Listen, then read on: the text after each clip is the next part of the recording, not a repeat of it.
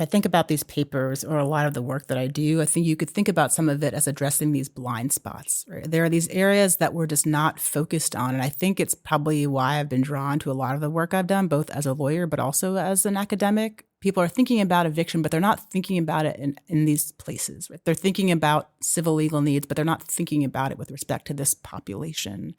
And I think not only is it important, but I think there's a real lesson here for thinking about people just feeling ignored or being left out of a narrative and what happens, right? And part of what happens, at least in the legal system, is that they lose respect, right, and trust in the courts. Today, I'm so excited to introduce Lauren Sudeall, who joined Vanderbilt Law in 2023 and who directs our Access to Justice initiative. Lauren's research focuses on how lower-income individuals navigate the legal system with or without a lawyer, and her work has been featured in top law journals like the Columbia and Harvard Law Reviews.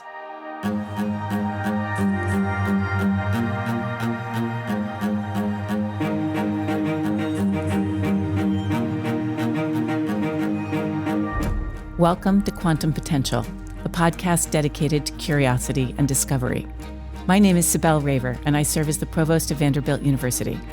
As a leader in higher education and as a social scientist, I believe that we can transform higher education for the 21st century.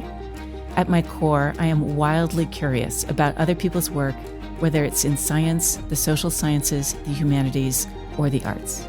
This podcast gives us the opportunity to break open new ideas through discovery and creative expression.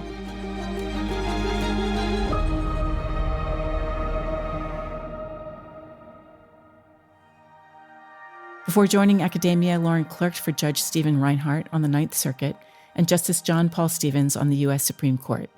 She also worked at the Southern Center for Human Rights, representing indigent clients facing capital charges and advocating for the right to counsel in Alabama and Georgia.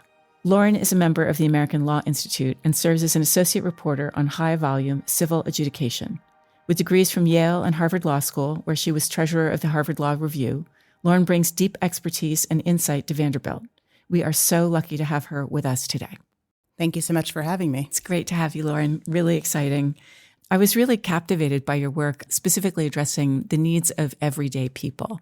This idea that there are so many people in this country and in so many states that don't have access to legal representation.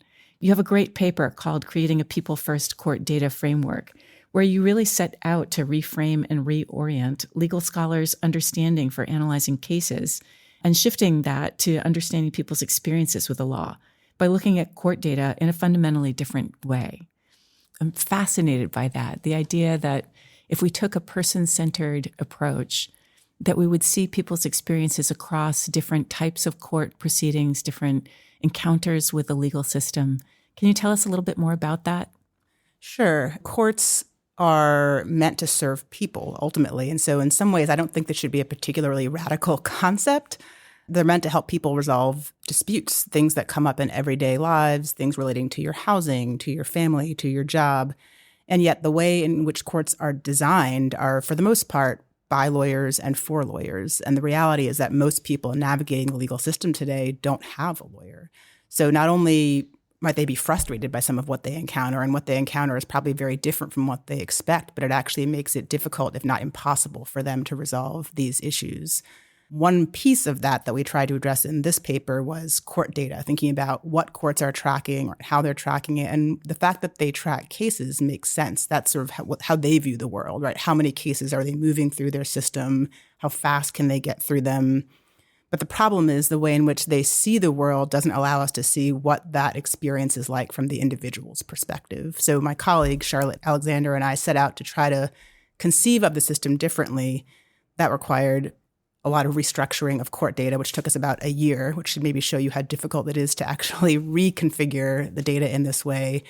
But what we hoped that would allow us to do was to think about courts and the court process not through the lens of the courts and how they see things moving through them, but instead through the person, right? A person may have multiple different touch points with multiple different courts over a long period of time. And we wanted to be able to sort of map those data points and get a really broad picture of what their experience was like. It made me, as you were speaking, immediately think about, this university. What if I, in my role as provost, only focused on classes taught and I never asked what was a student's experience moving from class to class? or what was the student's experience of frustration versus feeling satisfied. And that idea of seeing the system from only through the lens of the provider of service or from the institutional perspective without understanding the way in which individuals are navigating those systems makes complete sense to me. But to do that, you did this amazing thing methodologically, right? You actually basically completely took apart the cases to find the people. And I just thought it would be really helpful if you tell us a little bit about what you did in terms of finding this random set of 1,000 people out of tens of thousands of cases in Fulton County, Atlanta from 2016 to 2020. I think one thing to point out is that we were hemmed in some ways in terms of how we had to approach this because of the way in which we could access the data. So we did most of this through data scraping. And one of the challenges was we had to figure out where to start. We couldn't just sort of get this whole universe of cases. We had to have a more targeted beginning. So we started for a few different reasons by identifying individuals who had criminal cases. Part of why we did that is because criminal court data typically includes information about demographics, things like race and gender, and we wanted to have that information, yet civil cases often don't have that information. So we knew one benefit of starting with that data set is we would have that information. The downside of that is that it does mean that the data set we have it's limited to people who had some engagement with the criminal legal system. We weren't able to capture people who had no engagement with that part of the system at all. But essentially, we went through a process of identifying a group of people and then using those people, ran them through various different court systems to try to get all of the cases affiliated with those people. This was a complicated process in part because we also had to disambiguate people who had similar names and trying to figure out which cases truly were of the same person. So we went through a very long, complex process to do that. And in the end, also had to get rid of some cases where we couldn't be sure that we were actually dealing with the same person. But what we were ultimately left with was this data set of sort of all of the cases that sprung from the original person that we had identified through this criminal case data set. Amazing. And when you did that, if you could just give us a sense or a feeling of what was the level of not only that you were confident that you found everyone, but the sense that people did in fact have multiple touch points with different courts. I think the findings that were yielded from that paper were really surprising from my perspective. So you get a sense, right, not only of how many cases each person has on average, but things like what are the sequence. If they did have multiple cases, what is the sequence of those cases? What is the average amount of time that might have elapsed between those cases? There's so much more. This is, in a way, is really just the beginning. It's sort of, we framed this as a pilot project, in part knowing that it would be so difficult to do. But our hope is really to demonstrate the kinds of things you might find, more so than the entire universe of what you might find. But to give sort of one more concrete example, so if you think about how different case types might relate to each other, one of the things that we saw was we looked at different kinds of eviction cases. So we looked at people who'd experienced one eviction, and we were able to see that people who'd experienced a single eviction, 30% of those people had another case follow in the same year. For people who had experienced serial evictions, so multiple evictions with the same landlord, those people had a 56% chance of having another case arise in the same year. And for people who had experienced eviction with multiple different landlords, the number went up to 80%. So we were careful to not make claims about causation here, but I think that might suggest a relationship, for example, between housing instability and future legal engagement, right? The fact the more sort of intensely you're experiencing eviction, that might sort of have ripple effects through other parts of the legal system. And I think, to me, that's a really important finding. Absolutely. I'm so glad you went to that point about your deep care in not making causal claims from those data, but instead pointing out that sense that misfortune begets more misfortune somehow, that families are experiencing multiple challenges and that they cascade in a way that certainly aligns with how families experience poverty-related stressors, that housing instability and food insufficiency and job loss can sometimes co-occur in ways that are profoundly stressing to families. But I think that way in which you saw that in the court documents was really, really poignant, but also really telling. And that you were very careful to steer out of what I think we often get stuck, honestly, which is, so is that really a problem of proneness to be evicted on the individual side, or proneness of the court to generate enough trouble in the trying to solve the problem that it leads to a family to be more unstably housed in the future, right? This idea that having a writ against you leads you to potentially have a more difficult time getting a lease in your next apartment. So that idea that you're avoiding those causal claims, but you do have this really great way of thinking about or talking about collateral damage or collateral consequences. Can you talk a little bit about that construct?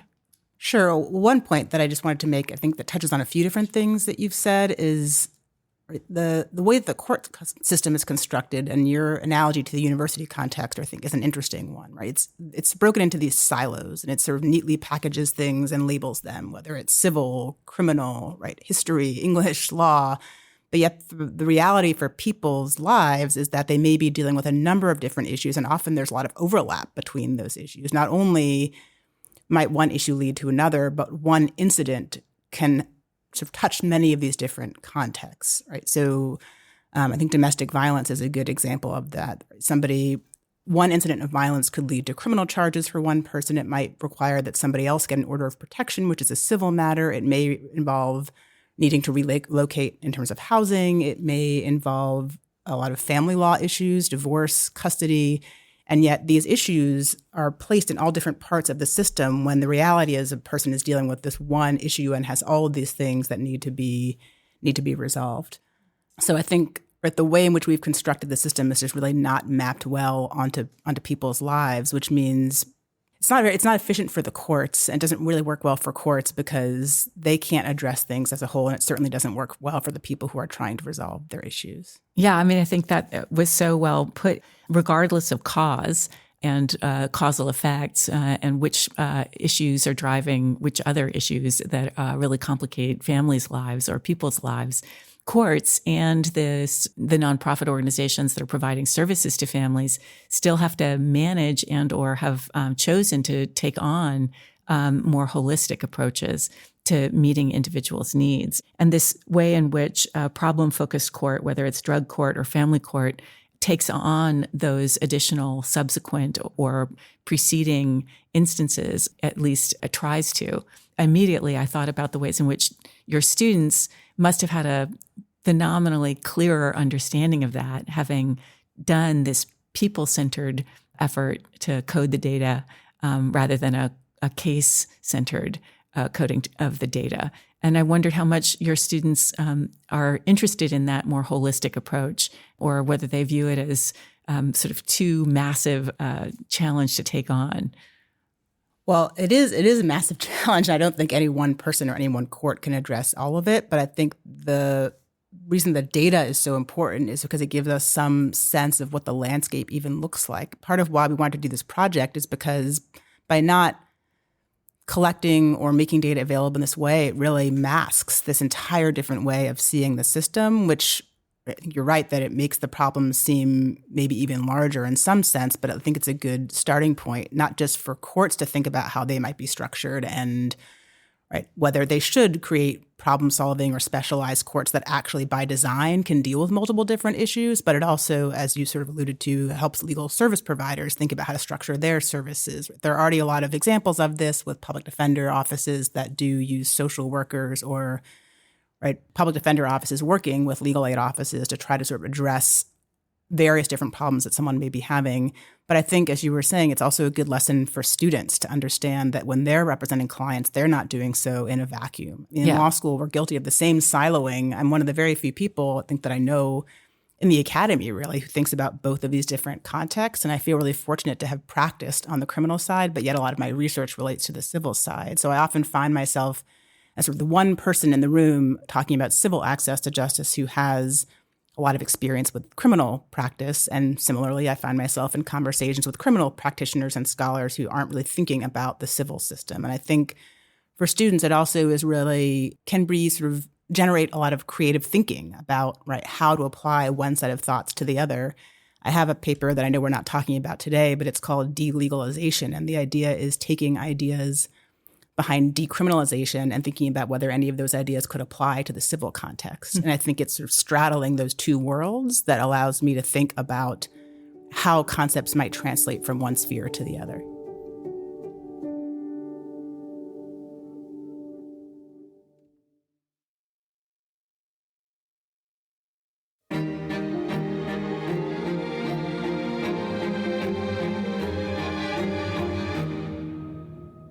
in your papers, I was really impressed by the thorough manner in which you melded quantitative data and qualitative data, and that you interviewed, legal aid staff members, you interviewed court clerks, you interviewed judges, you interviewed public defenders, that way in which you were collecting the perspectives of so many other stakeholders or participants in that sort of universe of experiences.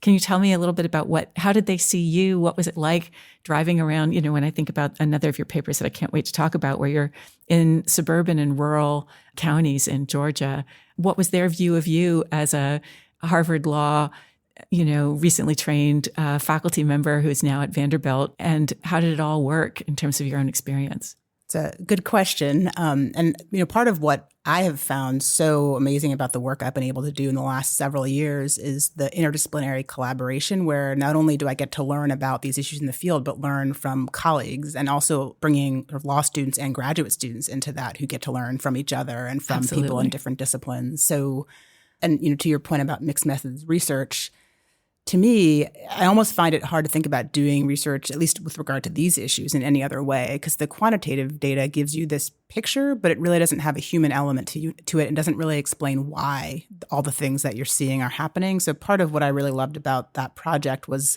not only getting a sense of what was happening in these courts, but as you mentioned, talking to the people involved. And we felt like it was really important to get the perspective of a number of different people. So the judges, clerks, and court personnel who in these courts, or thinking about state and local courts, play a really outsized role, talking to tenants, talking to landlords, talking to law enforcement who are, serving things on people and helping to evict people.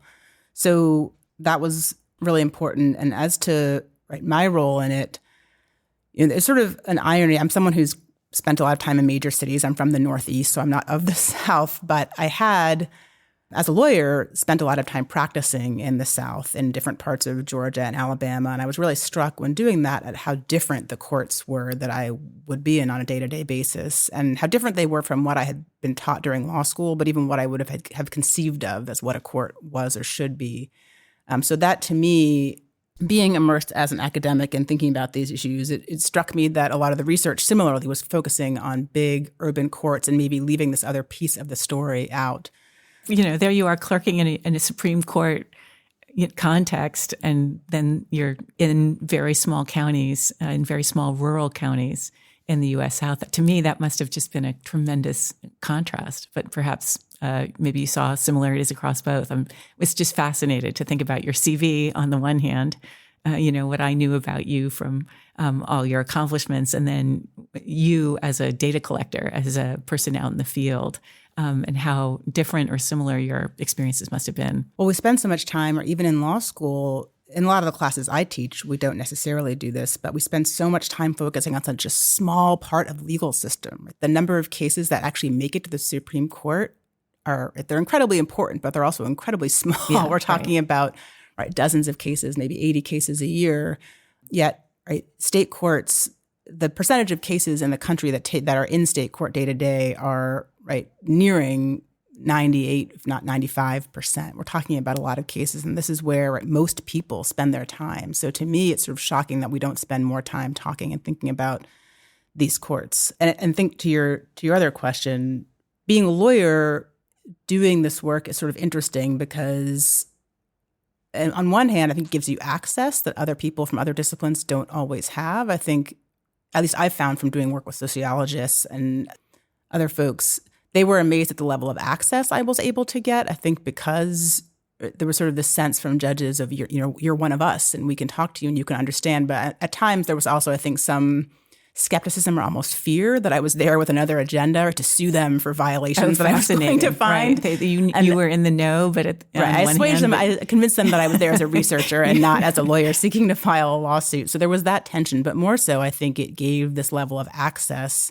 which again is, I think, another real asset of this interdisciplinary work, is that you have someone who has sort of deep knowledge of the legal system and maybe has that access, but doesn't have knowledge around quantitative methods. And so I think bringing those things together gives you this really good, more detailed picture of what's going on in these courts. Absolutely rich reading. Very detailed, but also theoretically really fascinating. I love that you raise in your eviction paper this idea of multiple axes of justice, the praxis and paradox of tenants and landlords' experience of going to court and working through the different ways in which state eviction laws are applied, one of the things that was very moving to me was that the way that the laws were applied could look completely different in different courts, depending on the rurality of the court, depending on how many cases came through that particular court, and the way in which you're really addressing what people come to court hoping for.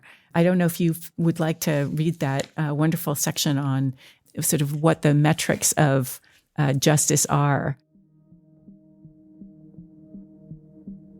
In assessing the data resulting from this study, we found it important to consider multiple axes of justice against which case procedures and outcomes may be assessed.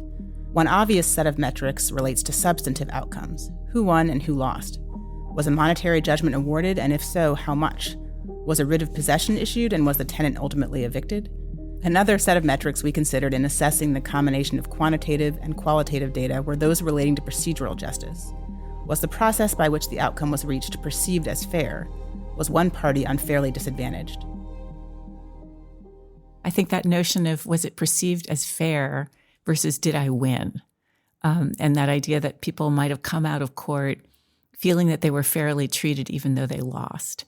It speaks to such a dual lens on what the court is there to do.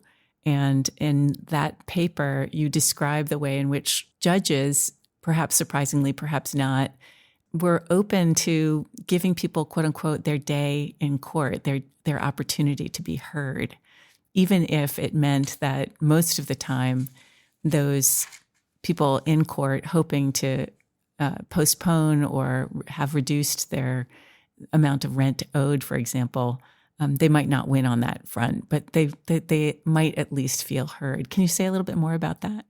One of the most surprising things and interesting things I think that emerged from the study was this contrast between procedural justice and substantive outcomes. So there's this really deep literature on procedural justice and the importance of people feeling like they were heard and understanding or perceiving the process as fair, in part because it affects people's view of the courts and whether they view the system as legitimate. And I think what was interesting, and this relates to, I think, a broader point about different kinds of courts, right? You already pointed out the very right point that even in a system where you have the state law applying across all these different courts, the actual outcomes can be wildly different. I wrote another paper that we're not going to talk about today, looking at how eviction prevention measures that were promulgated by the federal government and by state courts actually played out in state courts. And what you see is they played out in wildly different ways, depending on the state, depending on the court. So that's another conversation. So you have these courts that are operating very differently, and there's a narrative, I think, around eviction court, and I think a lot of larger urban courts that they're engaged in this mass processing of cases. So cases are flipped through one by one after another in these courts. You get very little procedural justice. And so part of what was interesting is what we saw was really counter to that narrative, right? In one case, you had a court that actually called people to make sure that the time of the hearing would work for them, set aside dedicated time for people to hear their, which is unheard of in a, no, of course, because I grew up in New York City, the idea that the court would call to check to see if you were coming, right? Right. Or just, right, you're setting aside specific assigned hearing times. And there was a real chance for both sides, right, particularly the tenant, to tell their story. We talked to judges who really expressed this priority that people have their day in court and that people be able to tell their story, but that didn't at all map onto better substantive outcomes. And part of why that is because you can give someone the opportunity to tell their story, but if they have no idea how or whether that story is relevant in the context of the law, not only might it not make a difference, but it might actually hurt them. So one example is, a tenant says in response to an eviction notice, I owe rent, but I didn't pay it because I lost my job. I was in the hospital. I had to pay a hospital bill. These are things that people sort of at a natural level thinking about sort of social realities. Right. That's how they respond. You hear me, you see me, you understand the challenge or the plight that I face. Right. And the court says, sure, tell us your story. They write it down. And then when it gets processed through the court says that is a legally insufficient answer, because that's not a defense under the law, and the person gets evicted without even having a hearing in court. sometimes. So there's this real And disconnect. in fact, they've admitted to non-payment, right? Right. There's a real disconnect between, right, it may on some level seem to be procedural justice, but it's only sort of this half-hearted version of justice because you're really not giving people any information as to how they're supposed to use that opportunity when they are being heard. Yeah. And that conclusion, I have to say, going into the paper was not what I expected, right? It was a surprising set of findings and conclusions that in airing one's grievances or getting a hearing, it doesn't always work out for the tenant and could lead to a worse outcome. And that this idea that informal procedures for procedural justice are not a substitute for substantive justice. It was such an incredibly powerful position to end up taking on the basis of the data. I think a lot about an additional paper that we have the opportunity to read that talks about individuals who've had criminal court involvement and have had previous civil court engagement around things like school expulsion, where they weren't given any guidance or support in thinking about or even knowing about what kind of legal representation they could have had in those previous instances. So that sense of trusting a system is impossible if you don't even know that system exists. Just phenomenal in terms of thinking about all the space there is to develop more support for people's access to justice. Can you tell us a little bit more about that? Sure. Well, I think in a lot of ways, or if I think about these papers or a lot of the work that I do, I think you could think about some of it as addressing these blind spots. Right? There are these areas that we're just not focused on. And I think it's probably why I've been drawn to a lot of the work I've done, both as a lawyer, but also as an academic, right?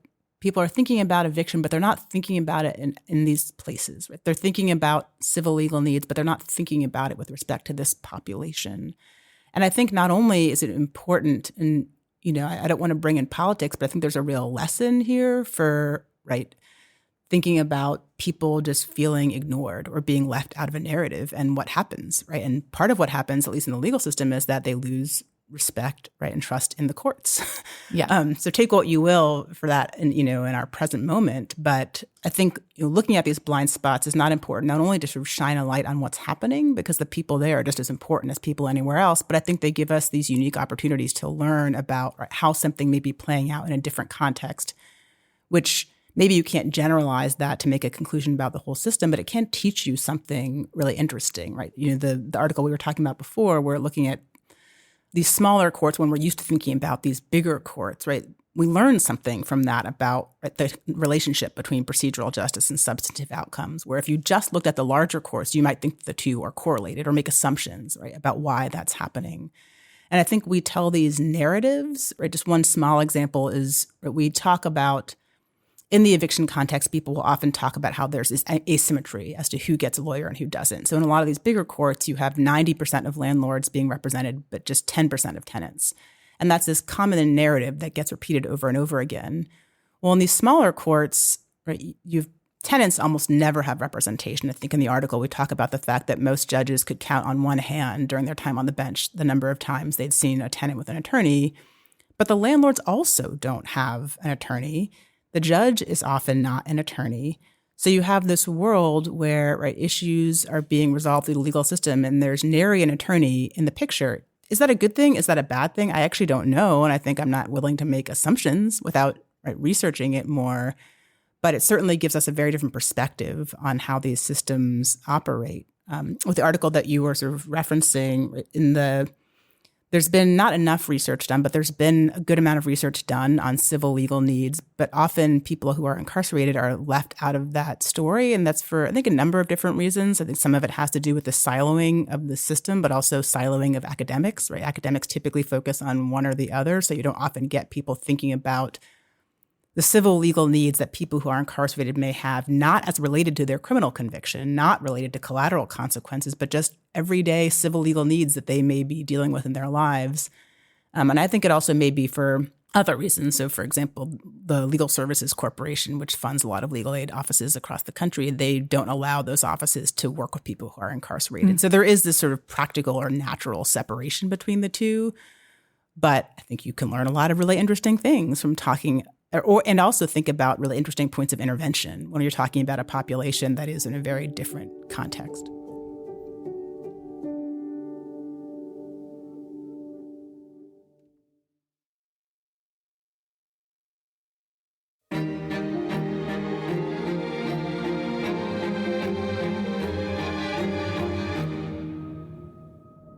how is that working in terms of the way in which you're leading here at Vanderbilt, both with students and in terms of what you're able to do either locally or regionally or nationally in terms of raising up that issue of access to justice? Is that a message that is heard at the local level as it heard at the national level? How does that play out? So, I think, again, here I often end up playing this role of the blind spot identifier. And there's a lot of irony in the fact that I've become this person who's well known for speaking about rural courts when I've never actually lived in a rural place in my life. I'm from Boston. I've lived in major cities across the country. But again, I think it's more just this inherent need to understand the bigger picture and seeing how this is playing out everywhere. And I think there's a real tension in the access to justice world about wanting to come up with solutions that can be scaled and that can apply universally. But as you were saying, which is really real, is that every court is different, every jurisdiction is different. And so both trying to come up with sort of principles that one can apply, but also knowing that they're going to have to be adapted for a particular context and for particular courts. So I think that's been a challenge, for example, with the project that I'm working on through the American Law Institute on high volume civil adjudication, where we're trying to come up with procedures and suggestions for how courts are operating in the context of issues like debt and eviction, right? Thinking about how those courts really need to operate differently to actually serve the goals of fairness and accuracy and justice, and trying to come up with solutions that can be thought about as sort of national, broad solutions, knowing at the same time that ultimately every court is going to have to adapt these things for the realities of the people who are in their jurisdiction. Yeah, and it seems to me just even the way in which you highlight that different forms that people had to fill out led people down different paths of disclosure, right? That perhaps forms shouldn't give people, a legally insufficient prompt for an answer that they would then be tempted to give, but isn't going to help them in any way, right? Right. Or one of the crazier things that we thought, at least that we saw, was in one of the smaller courts, and we talk about this in the article, they're basically given three options. I admit the claims, I deny the claims, and I request a payment schedule. What's so strange about that is that doesn't sound like something you would say in a court of law where what's at issue is litigating sort of the nature of your claim. But I think it is a reflection of how the court perceives its role and how eviction actually works in practice. Right? There's another judge, I think, that we quote, that we heard about through the legal aid attorneys we interviewed, who said, "All I want to know is, did you pay the rent? We're not here to litigate your case." Well, I think people went to court thinking that their case was going to be litigated, and yet the reality is a lot of these courts do function, and I'm not laying the blame purely on them, right? It's a function also of the law and of a lot of other things, but they do function essentially as rent collection agencies. And so the fact that the form says, I request a payment schedule, which in itself is sort of an admission, right, seems problematic to me if what we're thinking about is what the court's role and why people are in court to resolve disputes. Makes complete sense in hindsight, or now that we crack it open and look at it, right? But probably wasn't really in the minds of the person writing the form. Right. I think that they probably just had a very realistic view of what they know. In that same court, people would come to court, and there was one, it's a fairly rural county, there was one apartment, I think, built complex that every court sitting had. And by the way, this court was held in essentially a room in a building that also housed the local jail, I think sort of shifting our ideas of what we think court looks like, right, or how it might feel. But the people from that apartment complex would just line up, and they would just sort of resolve their issues one by one. There was no sort of legal process or really adjudication of their claims. These issues have to get resolved, but I think there maybe is something problematic about painting this as a court process that we attach certain ideals to, right, and then somehow having it play out in that way. And it made me think a lot about this idea of trying to get further upstream to figure out the system or the plan that would somehow reduce the number of people in that line, right? You also highlighted the way in which some judges are relatively even-handed in whose side they take by, for example, limiting the amount of additional charges that landlords could charge for late rent.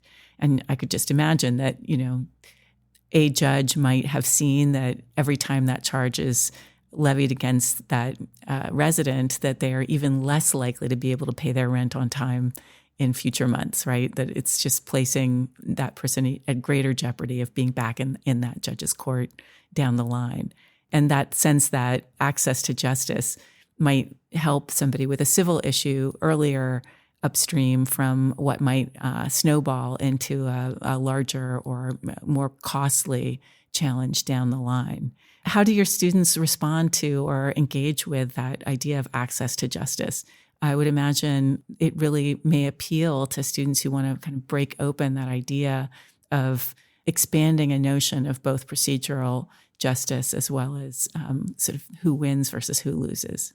So I teach a few different classes at the law school in this vein, and I think students have found all of them to be pretty interesting. I teach one class called Access to Justice, appropriately enough, and the main sort of purpose of the class is to really get students first to understand what it feels like and looks like to navigate these systems as someone who has very little to no legal experience and the sort of wide variety of challenges and obstacles that those people face, much of which are talked about in these articles as well.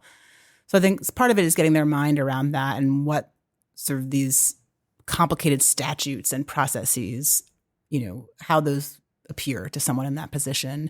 But then they're also challenged to think more creatively and affirmatively about solutions. In law school, we spend a lot of time critiquing. It's very easy to pick apart. It's a lot harder to actually come up with solutions. And so part of what they do is also think about things like legal literacy and the use of technology. And they're tasked with coming up with a discrete reform, not these sort of big, lofty policy goals, like suggesting the whole system is underfunded, but instead, what's something that you could create that a court could implement next week or a legal aid organization? They craft these things and they actually present them not just to their classmates, but I bring external folks in, representatives from these organizations, judges, to actually give them feedback. And I've taught this class for many years, including before I came to Vanderbilt. But in some situations, the organization actually said, you know what, this is a great idea and we're going to use this. We're going to implement it. And to me, that's a huge win. Yeah. Right? Not only did the student learn, but they actually did something that's going to benefit. Right? And in law school, we spend a lot of time, clinical education is largely important. But I think it's also really important for them to understand, not just to understand how it translates through a lawyer-client relationship, but that lawyers can have an impact in so many different ways. I implemented this semester along with our Associate Dean for Public Interest, Beth Cruz, a court watching practicum where students just observe court. Because what I'd heard, and I think what she'd heard in her own work, was that students just really found watching court fascinating because it's so different from what they talk about. Not televised versions right? of no, it's court drama, but really not Judge Judy, but court. It's really quite fascinating stuff. And we have practitioners who work in these courts come in and sort of give the students, some background on what they are going to see. But there's no substitute for actually just going to court and seeing, again, because so much of what we talk about in law schools is highly formalized, right? We spend a lot of time on Supreme Court cases. We spend a lot of time on federal court, and that is extremely important. And some of our students will practice in that area. But as I said before, that's not most of what the American court system is like. And so I think students kind of have to know what they're becoming a part of. And the last class I'll mention, which is one I'm teaching this semester, which is new, has been really interesting. It's an access to justice class that's focused on legal education and empowerment.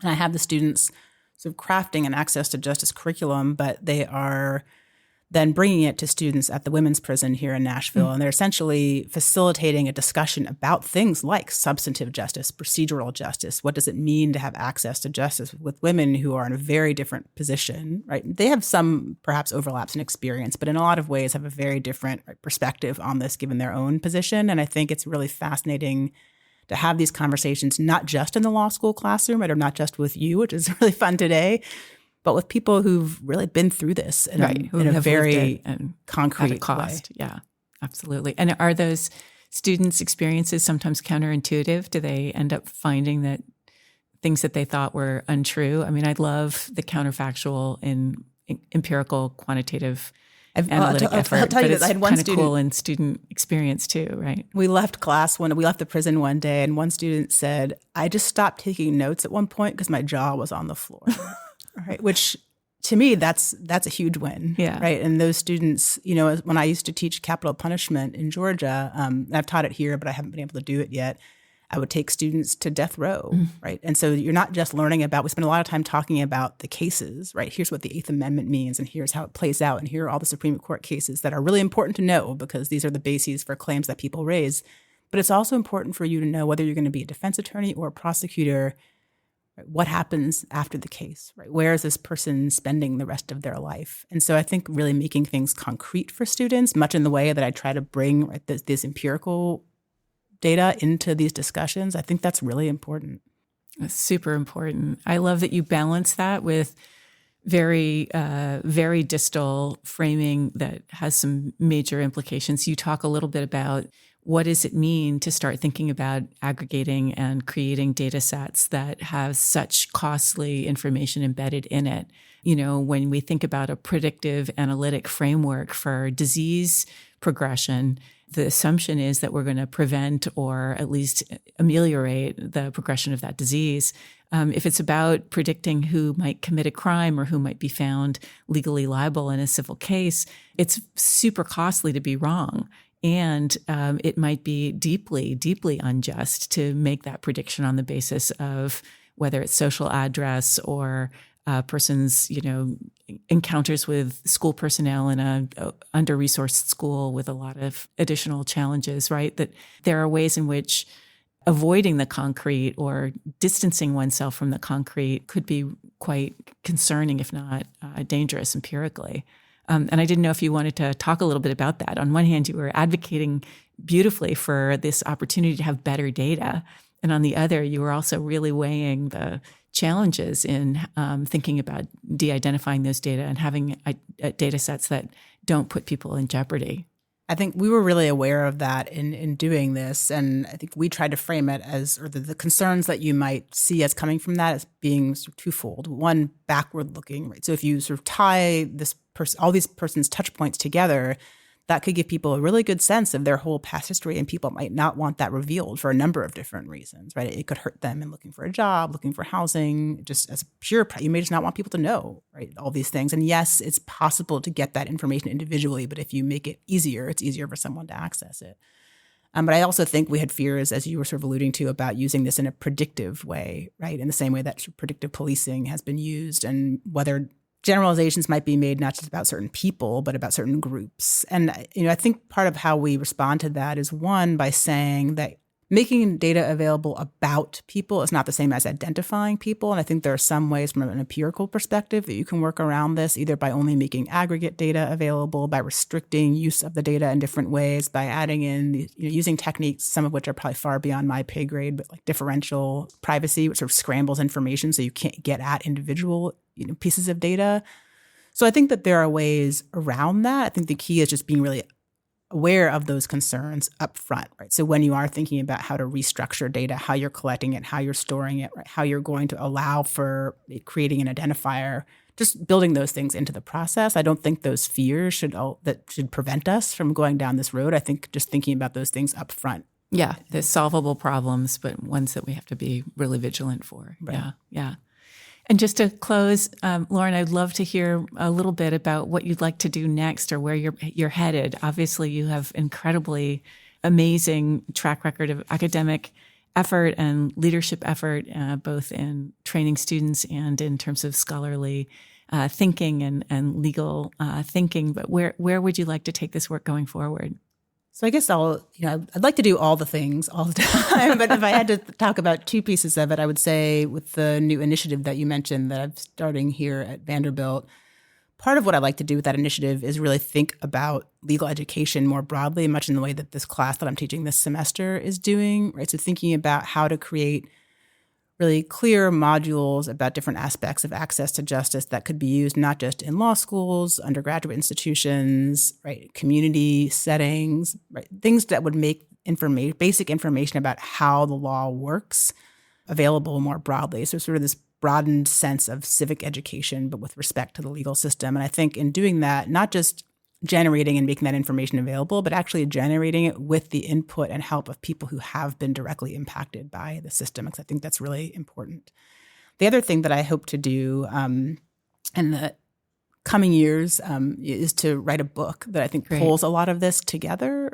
I think broadly, just to demonstrate, as we've been talking about, right, how courts in our existing system have been designed by and for lawyers, and yet most people using it don't have a lawyer, will never have a lawyer, and that really creates a big gap between theory and reality.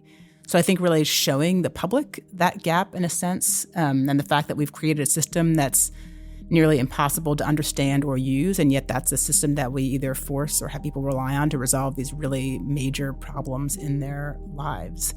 So I think taking this idea of a people-centered approach and exploring not just what it would mean for courts, but for the law more broadly, what would it mean for legal services providers, and what would it mean for legal education? Thanks to our listeners for tuning in. Remember to stay curious and keep exploring new ideas. We'll be back next time with another guest who's pushing the boundaries of discovery. Until then, I'm Cybele Raver, and this is Quantum Potential.